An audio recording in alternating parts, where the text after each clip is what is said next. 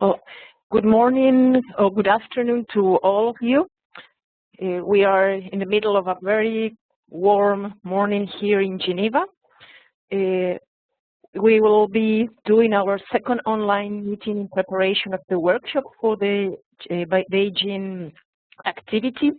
Some of you have already participated last Thursday with us, and therefore you'll know a little about how this works. In this case, this online meeting would like to ask you to be asking questions during the presentation if you wish to, and we encourage you to send things by chat if you cannot do it through your microphone. So today, what we are going to address is the new POPs, the brominated flame retardants, and the fluorinated compounds. As you know, the original POPs were all chlorinated compounds, but in 2009, the Conference of the Parties decided to introduce a new chemistry into the convention related to both fluorinated and brominated flame retardants. All these elements or all these chemicals or products are, of course, POPs characteristic chemicals. So that's why they have been listed, and they have also been identified as of global action. So this presentation will be addressing different parts. The first one is a very quick overview of the POPs that were listed in 2009 and 2011.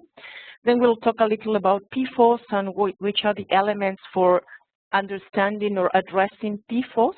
And the third part relates to the BDEs, to the brominated diphenyl ethers. These are initial presentations. They are not covering all issues. It's just for you to have an overview. And during the workshop, we'll be talking more about how to make the inventories themselves.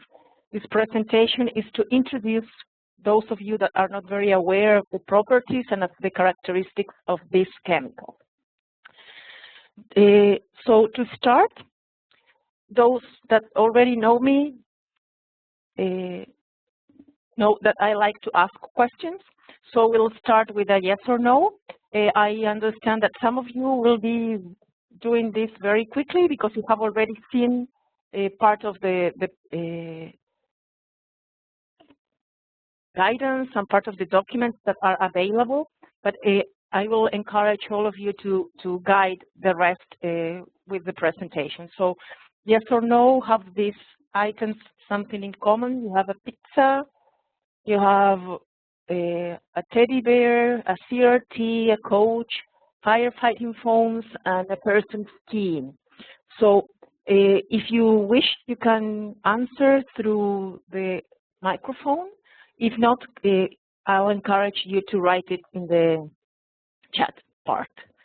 So have those items something in common, yes or no? To say yes, please, you can also click, between the participants and the chat windows, there are some icons there. You have a hand, then you have a tick, a cross, and some other things. If the answer to this question is yes, please click the tick, the green tick, just beside the hand.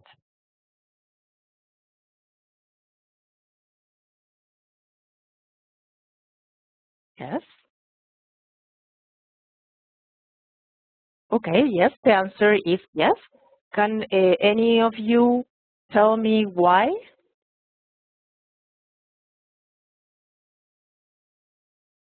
Don't fight for the floor. You'll have all opportunities to tell. Yes, Jitendra, you have the floor. These are common items which we use in our daily life. One is like children toy teddy bear, and another is I think pizza box. Something is the computer or a couch, or these are like fire retardants. So these are all things very common which we use in day-to-day life. Very good answer. Somebody else wants to add something else?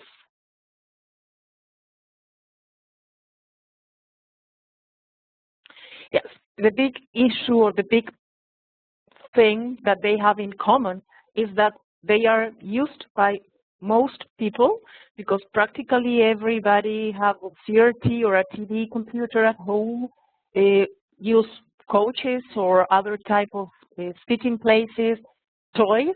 Here it's a teddy bear. Pizza is also something very common in all cultures. Firefighting foams are compulsory in most places as well. Maybe the skin one is not so common in some countries, but actually all of these items are used by many, many, many people.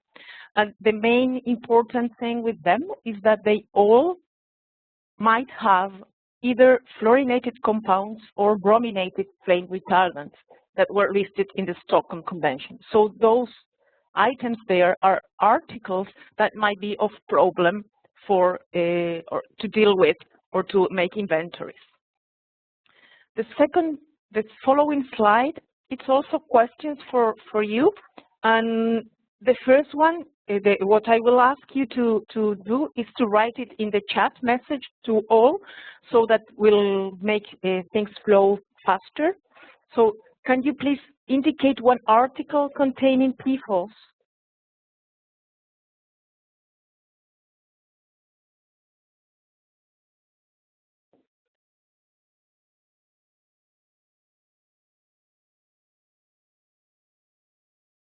Can you write that in the chat?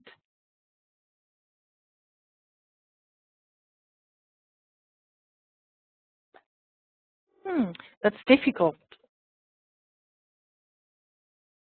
Okay. Well, an article that contains PFOS, for example, are the firefighting foams that were seen in the previous slide. The pizza, the package in the pizza also might contain fluorinated compounds, because PFOS is a very interesting molecule. Yeah, yes, it's a very interesting molecule, and it is water resistant and it's oil and dust resistant. So those properties are used for this issue. Frederick has indicated insecticides for ants, and that's very good. We have one country in the world that's still using insecticides for ants in the world, for sure. We might have some others, but one very big in Latin America is using polyurethane foams as well. Very good. Yes, great. The next one are articles containing PBDEs.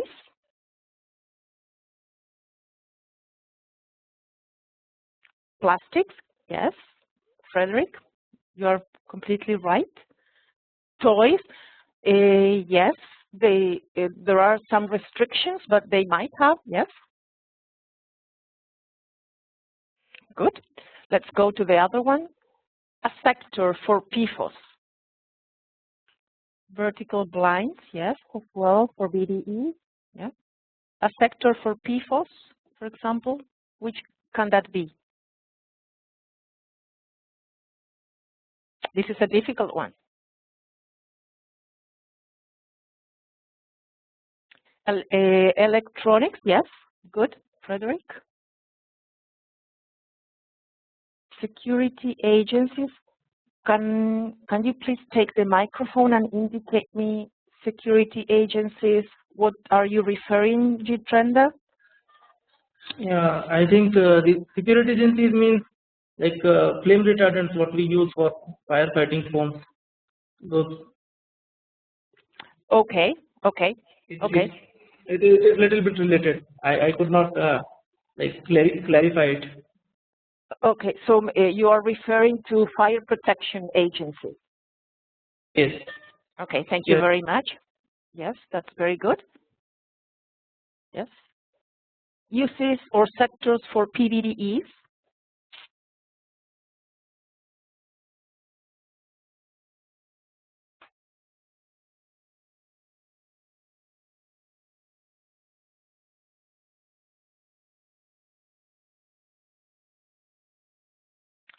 Chemical industry, yes, not too much at this moment, because for PBDEs, yeah, it can be, yes. Furniture, yes, as well, yeah. But furniture, it's an article, yeah. The sector should be those fabricated, yes, leather. For BDEs, leather is not actually very important for BDEs. Anyway, now all the previous items, I hope you will be able to answer them after the presentation today and be very sure of what to do with them after the workshop. So I have a last question, and this question relates to exemptions and acceptable purposes. And I guess that Jitrenda was an expert in this question. Do you want to come in here, or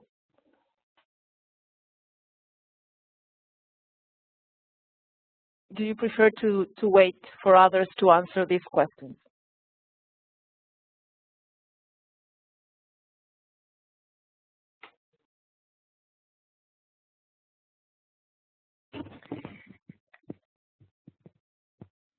Is the sound coming very quickly or not? Is the sound coming very quickly, or does it have, tiene un letargo en sonido o sale rápido?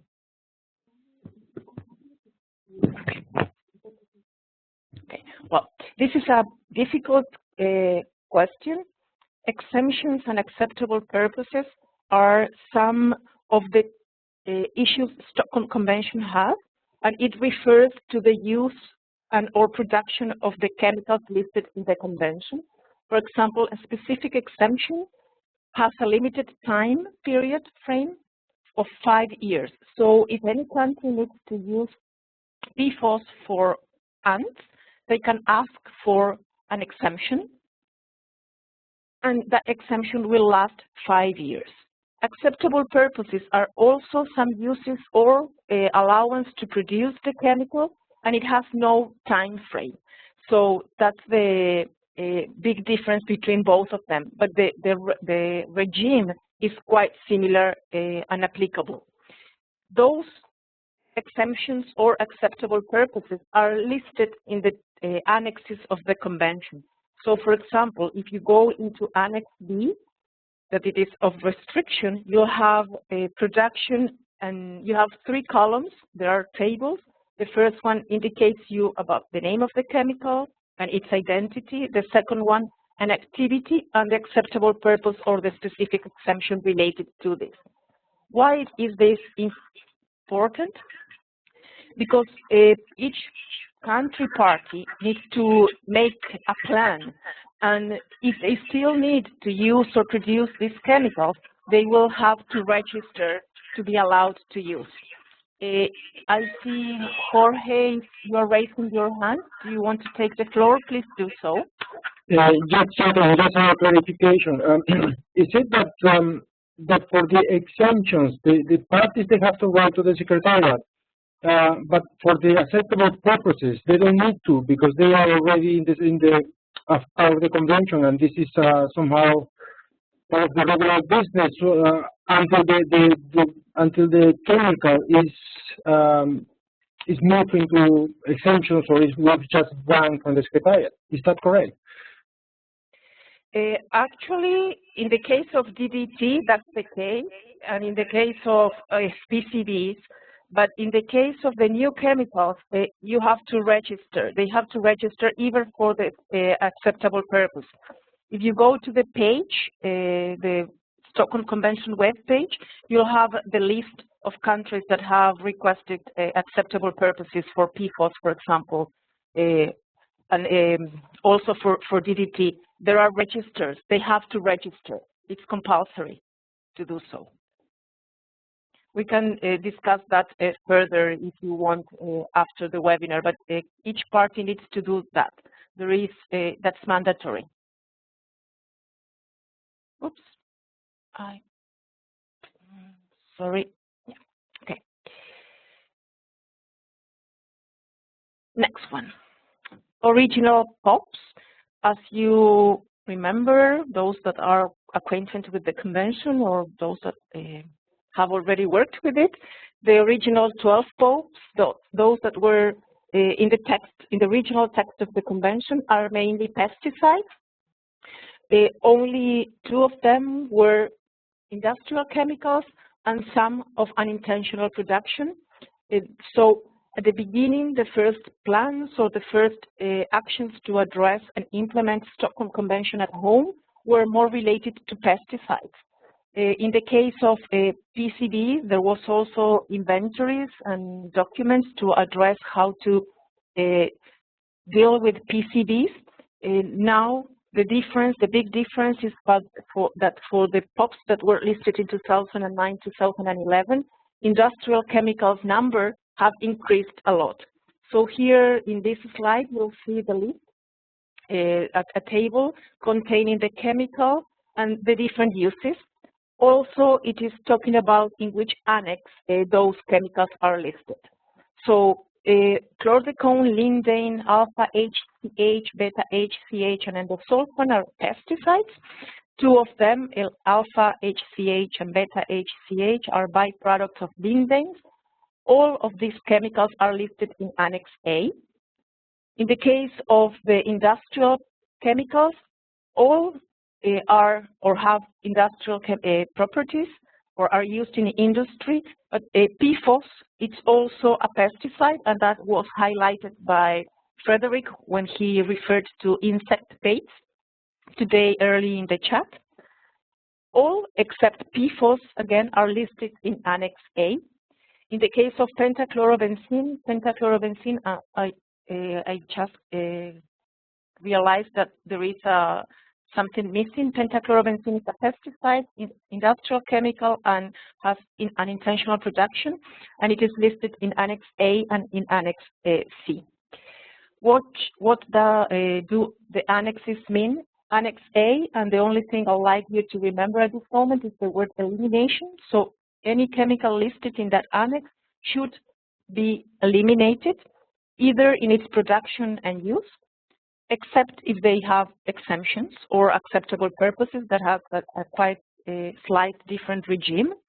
Annex B is for restriction, so it has, they might still be produced or used with certain conditions. And Annex C are those chemicals that are not supposed to be used in with any specific function, but are produced or derived from anthropogenic sources. So Annex A is elimination, Annex B is restriction, and Annex C is continuing minimization. So if we go back to the table I showed some minutes before, for the pesticides, all of them should be eliminated. For the industrial chemicals, all of them should be eliminated. And in the case of PFOS, it's a restriction. It was listed as a restricted chemical. So here there are some examples as well. So the first greenish square is dealing with a chemical that it is listed in Annex B with a specific exemption and acceptable purposes. And this is an exercise for the workshop. So what I would like you to get there is with an answer of who or which chemical can be the one listed in Annex B with a specific exemption and acceptable purposes. The second one relates to a chemical that it is listed in Annex A, which production is banned, use is banned, and it's also listed in Annex C. And the third case is a chemical listed in Annex A with production totally banned, with use only allowed for those already existing products and articles, but that has a recycling exemption. So we are not going to talk or discuss about this at this moment, but it's something for you to think for the workshop. Now we're getting into the last slide of the first part. Most important thing to remember is that Stockholm Convention is a living international treaty, which means that every 2 years there is a possibility to add a new chemical. That happened in 2009, it happened in 2011, it happened also in 2013 with the listing of HBCD. HBCD has not yet been entered into force, which is different from the other one. The other important characteristic is that the 9 new POPs that were added in 2009, 4 of them are pesticides. Main challenge for them is the disposal of obsolete of stockpiles. This is the same challenge as for the old POPs. In the case of industrial chemicals, one of the big issues is that these chemicals were used or have been used in quite a good number of products, quite a good number of articles, and there is a widespread distribution all over the world.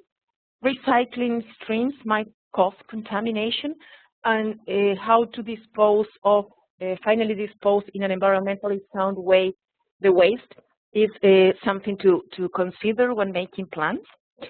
In the case of the unintentional production of those chemicals listed in Annex C, in this case pentachloroventene, again, those best available practices or best environmental, best available techniques or best environmental practices, sorry, BET and BEP, relates to the reduction of releases. In the case of the chemical listed in 2011, that was endosulfan, and endosulfan has its own challenges. Starting with PFOS, I will not go into details with the presentation or with the chemical, but this is just for you to have an overview.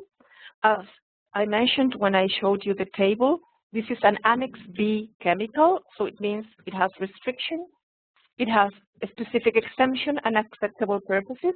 It's an interesting challenge how to address this chemical because of the quite amount of things to consider or to think about when addressing it. As a past use, PFOS was intentionally produced for electronic appliances, firefighting foams, waterproofs for textiles, leather, and so on.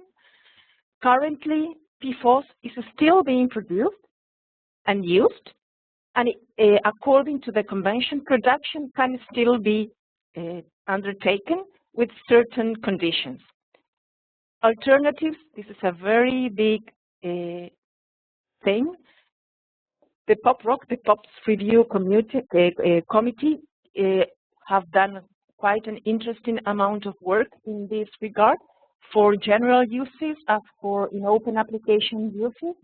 There are some types of sectors or uses that their knowledge at this moment implies that it is not technically feasible to replace PFOS, like, for example, semiconductor or photo imaging, but in some other cases, it is completely feasible to replace PFOS at this moment. And when I indicate feasible, it also deals with economic considerations. It is feasible to do the replacement with no real increase in costs. PFOS. If you remember, for the chlorinated the chlorinated compounds, the first 12 listed in the Stockholm Convention, they bioaccumulate, they biomagnify. This is also the case of PFOS. An interesting difference is that the half-life of PFOS in humans is approximately 5 years. That is a huge half-life for a chemical. PFOS does not follow the classic POPs pattern, so instead of binding to fatty tissues, it binds to proteins, and that makes it a little different.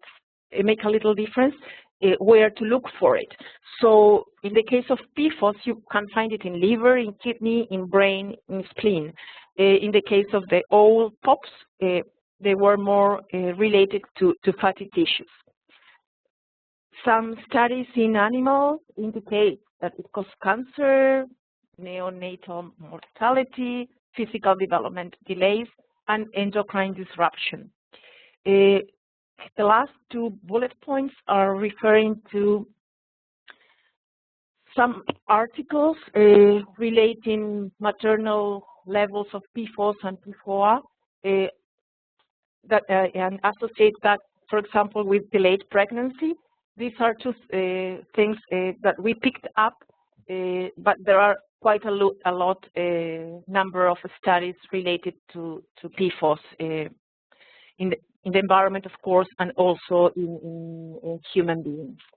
There is a question: is allowed to landfill PFOS? How can they be disposed? For this question, it's a little complicated. The guidance refers to it in particular. There are some cases where PFOS can be landfilled in certain conditions, but not PFOS itself, but articles containing PFOS. We can also discuss a little more about that during the workshop, but at the beginning I will encourage you to go and read the chapter specifically dealing with waste in the PFOS guidance.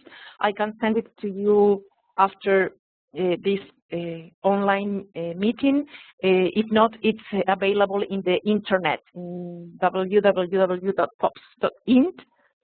under the title implementation and the title needs, under the title guidance. Sorry for the list of different things. So why PFOS is interesting and needs special care? Because PFOS can be upstream or downstream used.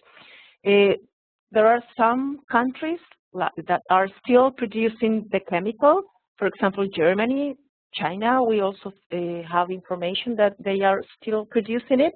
So the chemical production, the chemical producers can then make the product, and those products get into the different articles, and they might be in the end of product, or they might not be in the end of product.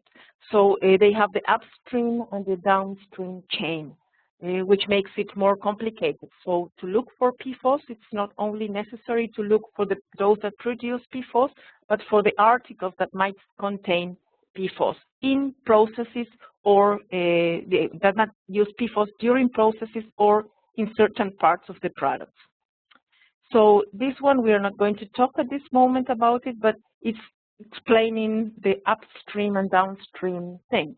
So PFOS can be used for surface treatment, for anti-reflective coating, for photoresist, for etching, and those things can get into a semiconductor, for example, into photomasks that can go into either a cell phone or maybe into a car, or used in different other industries. So knowing about PFOS chemistry and the different industrial processes in the country, it is important to address and do a well inventory. Acceptable purposes, remember, acceptable purposes relate to those uses and production of PFOS where there is not deadline. So a country registering for this acceptable, for photo imaging as an acceptable purpose, because that is how it is listed in the convention, can use PFOS with no deadline. The deadlines, and this is important, can be changed by the conference of the parties. If the parties decide to make an adjustment or an amendment to the convention, they are always in a position to do so. But for the time being, those things listed here are acceptable purposes. So once registered, countries should can continue using or producing PFOS for these things. So just to mention one, firefighting foams, that you'll see the image over there. Firefighting foams is a special case. Though it is acceptable purposes and countries can still use it, there are alternatives available, and it is the conference of the parties this year encouraged parties to make the substitution for that. Yes, I see, Jorge, you have a question. Do you want to come in? Please go ahead. Thank you, Marta. Regarding the acceptable purposes, could you please clarify if the countries, they have to request once, or they have to request it every year or every 4 years? Number one. And number two is, in terms of the purposes, that the country has to register for acceptable purposes if they are importing products containing these chemicals.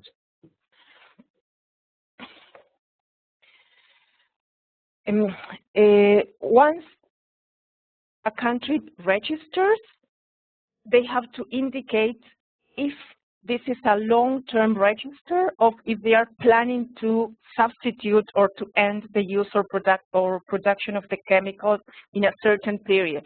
So, for example, firefighting foams, Switzerland, they have registered for this acceptable purpose, and they have indicated that it will end for them once their stock is finished.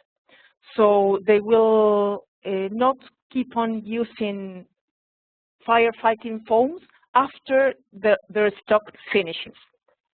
That's part of the things requested for when the country is filling in the forms, but if there is no knowledge of how long they can be used in the country, it is not compulsory to answer that. The second part of your question related to, I forgot, sorry, can you just come again? Yes, it's about because of Switzerland. I guess that they are producers. They somehow use the chemical to produce one product containing that chemical. But in the case of countries that are not producers, for example, they are not producing products containing, in this case, PFOS, but they are users of the products containing it. So how does it work in both cases? I mean, in Switzerland, we know they request an exception to continue the production, but in the case of countries that don't produce articles with PFOS, but they use the article, so they will need also the exemption. Yes, in that case, there are two things. If the article were in use before the entry into force, that means before 2010, the countries have to indicate that they wish to continue using those articles. But they really don't have to make any big thing or consideration. It's just an indication that they have identified articles that were in use prior to the entry into force, and they will keep on using them. For getting articles from a country A to a country B, where there is commerce involved, the country needs to also indicate that they are probably getting those articles into their borders. It's part of the requirements as well, because to use these chemicals, they have to register for an exemption if they are new products.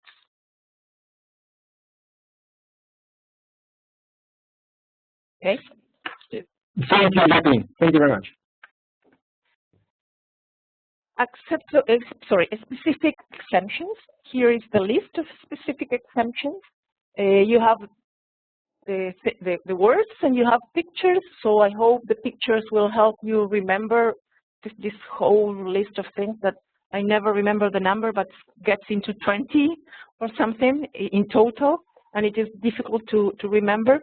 If you see, there are some household articles and uses, for example, carpets, leather and apparel, textiles, and upholstery.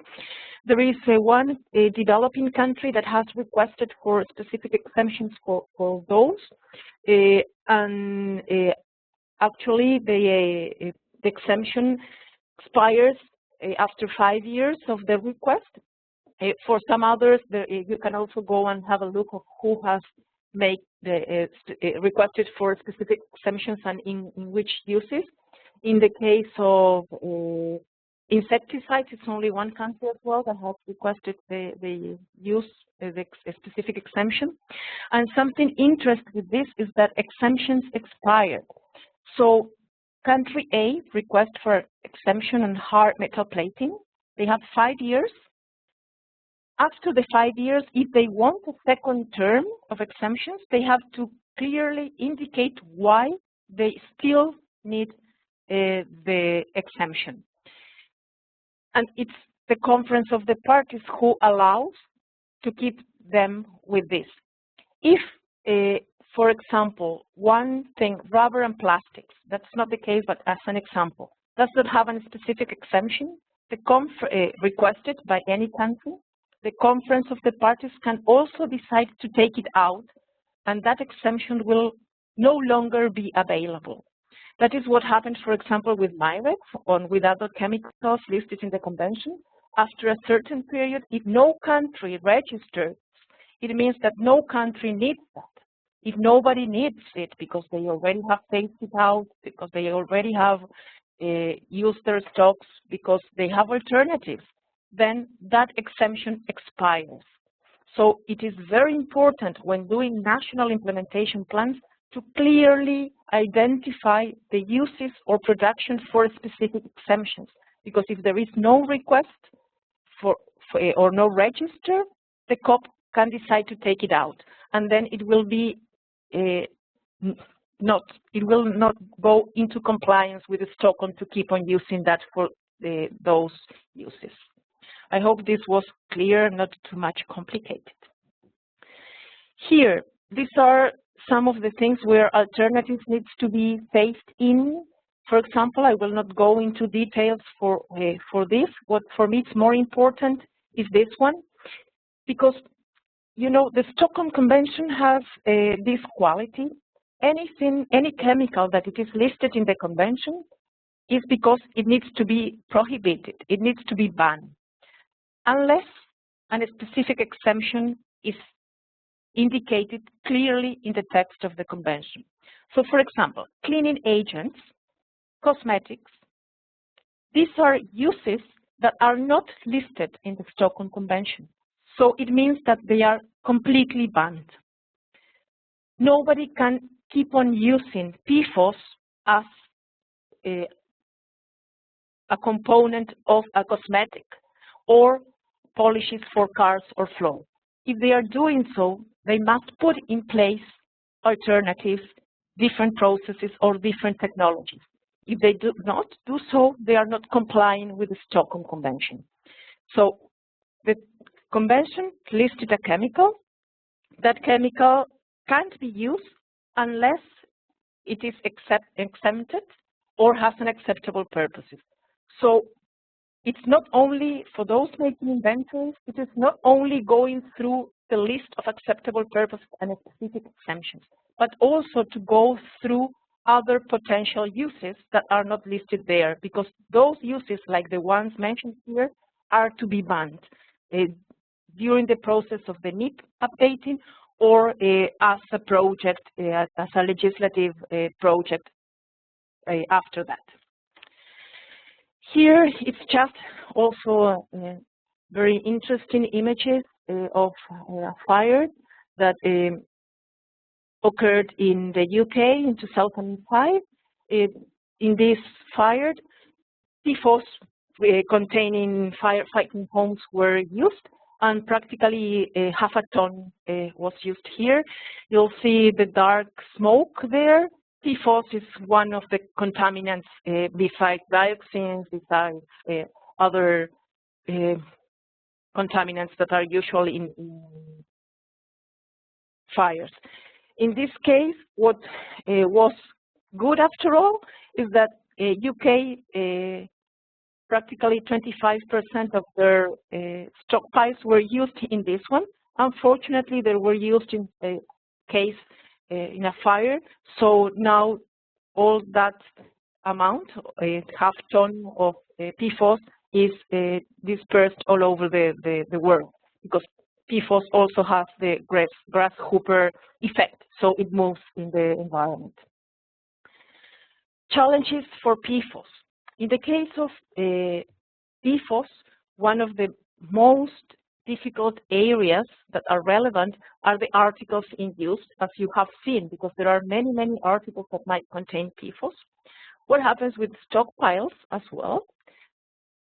Contaminated sites, PFOS, some of the uses are open applications, so it is not that the PFOS is secured in a transformer like the PCB. It might also get into the environment because the use of the article is an open application. So those are things to think about.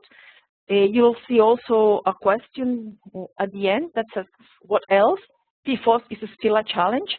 The Conference of the Parties acknowledged that, and also requested parties to keep on identifying uses of PFOS that were not or have not been identified specifically in the pop rock work that might be of relevance to address.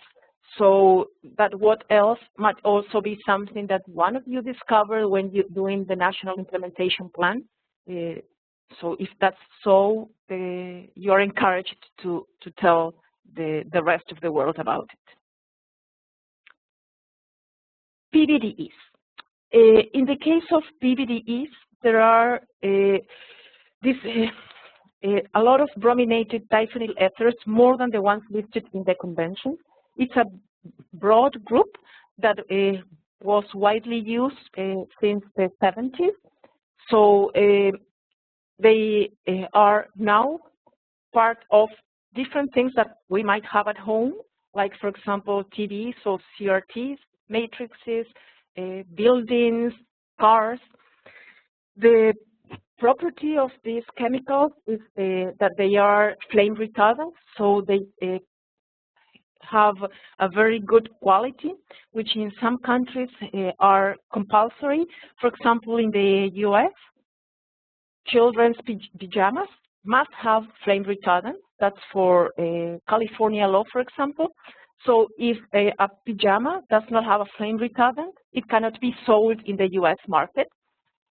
It doesn't mean that they have to have a PBDE listed in the convention. They have to have flame retardant. So I will show you afterwards some studies to show that indicates the big difference in US and in other countries because of this policy. PBDEs have been produced in 3 different degrees of bromination: commercial penta, commercial octa, and commercial deca.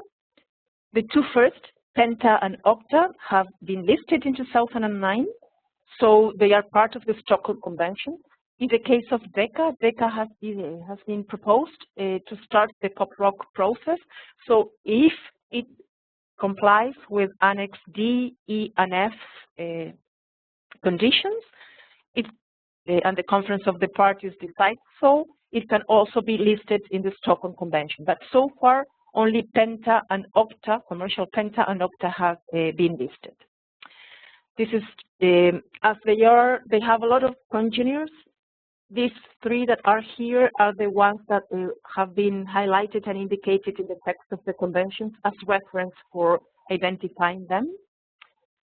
Which are the obligations of PBDEs in the Stockholm Convention? The first one, and this is different from the PFOS, is that production and use of the chemical PBDE is not allowed.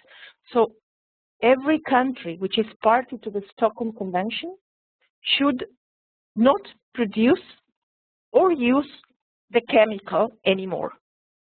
But what happens? As PBDEs have been widely used, they can still be in articles, they can still be in plastics. So those articles can still be used. Also, in the case of plastics, the Conference of the Parties allowed recycling. Recycling is permitted until 2030. So plastics recycling can still be done. And that's also something different. The rest of the chemicals listed in the Stockholm Convention have not this recycling opportunity or window. This is only for POPs PBDEs, and this is for the commercial octa and for the commercial penta. These are some ideas for you to see the total production of PBDEs that was estimated by the pop rock during or since the 70s up to 2005, where production was stopped according to the information available. So here you also see in the slide that commercial penta and octa have been discontinued, but the deca, which is not listed in the convention, is still being produced. Something interesting to highlight is that even though the deca is not listed, once in the environment, it debrominates. So it goes into penta and octa. So though the DECA is not forbidden or banned, the implications of using DECA might imply contaminated sites with penta and octa. Here, the last bullet point refers to a directive of the EU where DECA is restricted, for example, in electrical and electronic equipment, but not for other uses. So some countries have already started to put in place legislation for certain applications of the DECA, even though it is not listed, and I want you to remember that very clearly. HBB, it's also a part of the brominated flame retardant, but it was produced not in a big numbers, only 6,000 tons were produced in a very short period from the 70s to the 76. So it is understood that it is of minor relevance, and that most of the articles and sectors that used HBBB have already disappeared. And that assumption is based on some studies where the levels of in food of HBB related to the general brominated compounds is very low. So though it was used, the importance and relevance of these chemicals is not very high.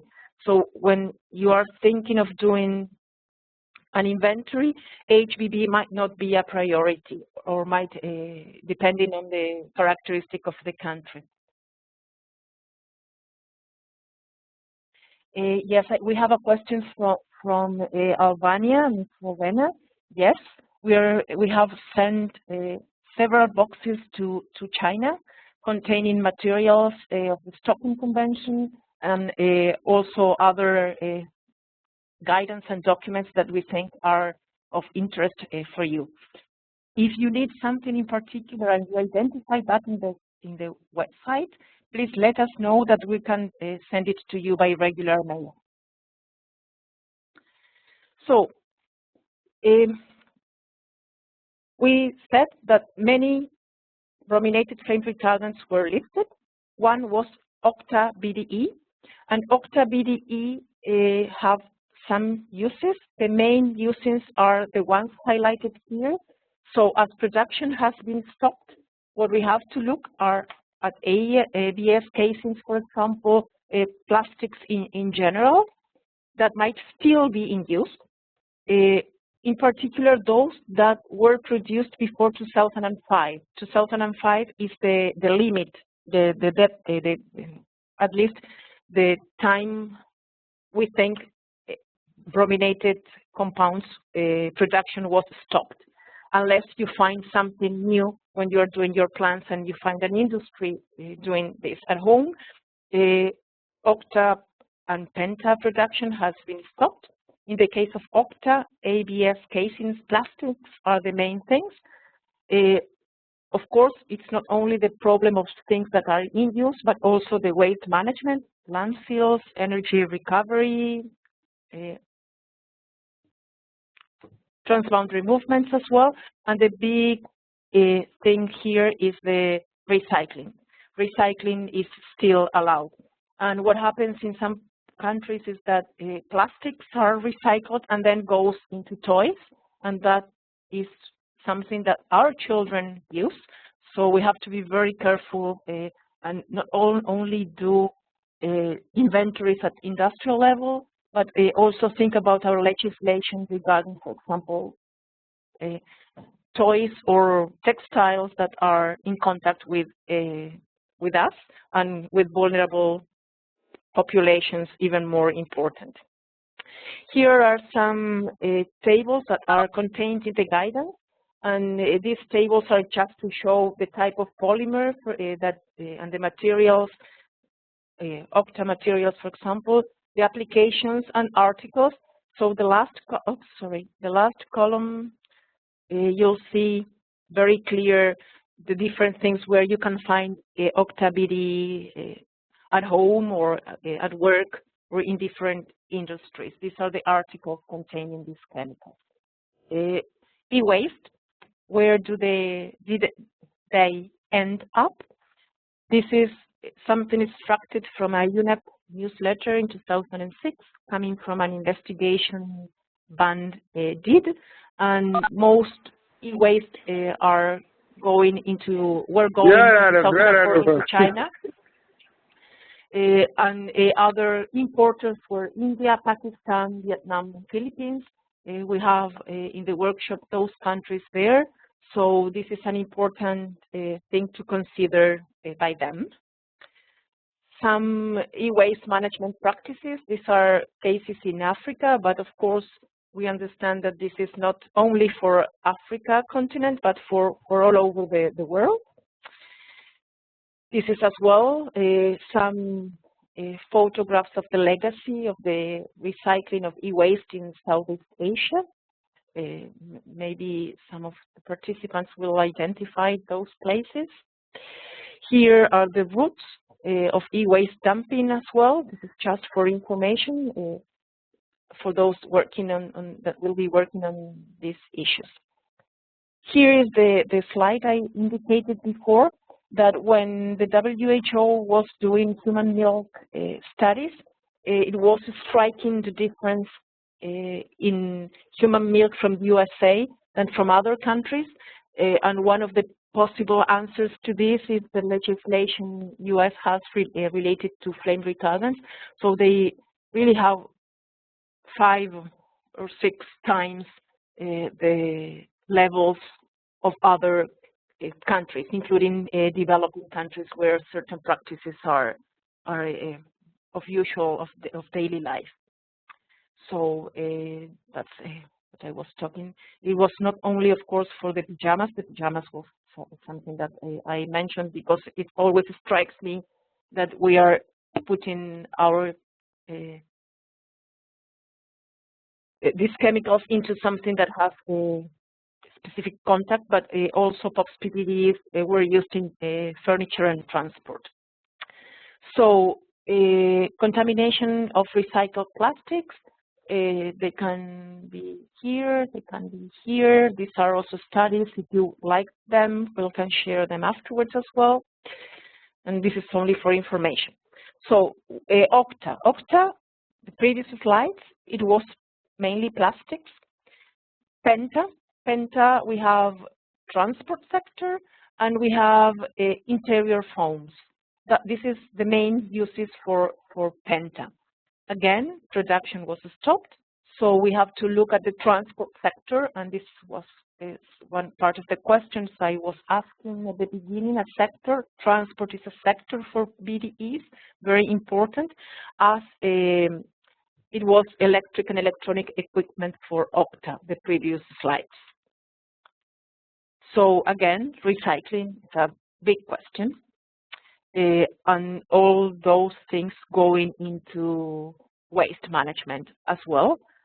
One interesting thing is carbon dating, for example. So here is also to show potential ways of exposure. Here are some trends. This is a study in human milk in Sweden, and the different colors are indicating how, for example, PCB in blue or DDT metabolite in red were going down since the banning in the 70s, and for the BDEs, since they were produced, the amounts have gone up until Sweden made some legislation to ban that, and the trend started to go down before the year 2000. So these are facts, actually. So this comes into the end of the presentation at this moment. I hope you are not too confused. We have time now for questions if you wish to, and we also might keep on discussing, and we are going to keep on discussing on these chemicals during the workshop. Again, the idea for the online meeting is for you to have an overview of the situation and grasp a little what you are supposed to be doing to address the convention. During the workshop, many practical things will be addressed, and all this information is going to be reduced. You'll see that For PFOS, that looks very big and broad. We can always do it and have a methodology to address PFOS, but also BDE. So I'll let you think a little about questions at this moment. I will unmute myself for 2-3 minutes and allow you to either raise your hand or just